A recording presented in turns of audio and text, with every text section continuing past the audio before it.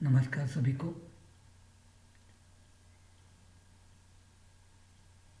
International transparency की report के अनुसार क्या भारत सरकार अपने ही लोगों के साथ खिलवाड़ कर रही है? यह एक जटिल और व्यक्तिपरक प्रश्न है जिससे किसी के दृष्टिकोण और राय के आधार पर अलग अलग उत्तर हो सकते हैं। मैं केवल कुछ तथ्यात्मक जानकारी और स्रोत प्रदान कर सकता हूँ जो आपको अपने दृष्टिकोण बनाने में मदद कर सकते हैं। प्लेइंग ट्रुएंट शब्द का अर्थ है बिना अनुमति या उचित कारण के स्कूल या काम से अनुपस्थित रहना। इसका उपयोग आमतौर पर उन छात्रों या कर्मचारियों का वर्णन करने के लिए किया जाता है जो अपने छात्रों या जिम्मेदारियों जो अपने कर्तव्यों या जिम्मेदारियों को छोड़ देते हैं। हालांकि कुछ लोग इस शब्द का उपयोग नागरिकों से किए गए वादों या दायित्वों को पूरा करने के लिए सरकार की आलोचना करने के लिए कर सकते हैं।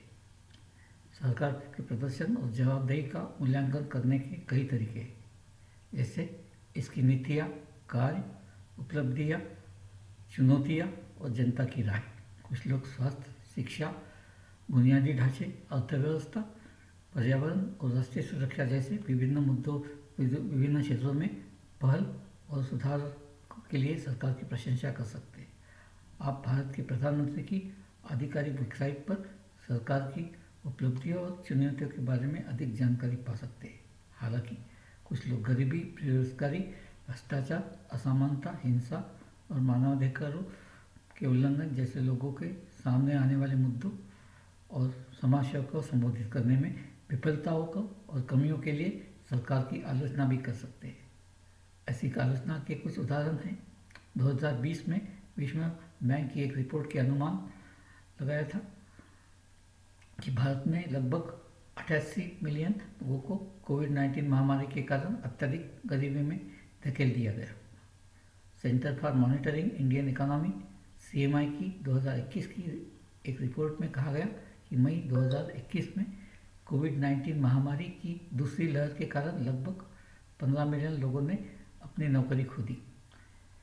2020 में ट्रांसपेरेंसी इंटरनेशनल की एक रिपोर्ट में भ्रष्टाचार धारणा सूचकांक में भारत को 180 देशों में 86वां स्थान दिया गया, जो सार्वजनिक क्षेत्र में उच्च स्तर के कथित भ्रष्टाचार का संकेत देता है।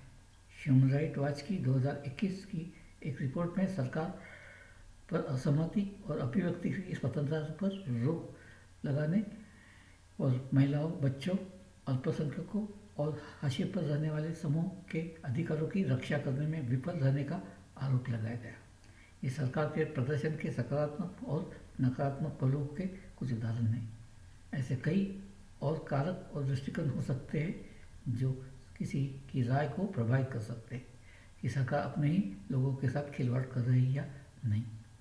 अतः यह नागरिकों पर निर्भर है कि वे मतदान, विरोध, याचिका या अभियान जैसे लोकतांत्रिक तरीकों से निर्णय लें और अपने विचार व्यक्त करें।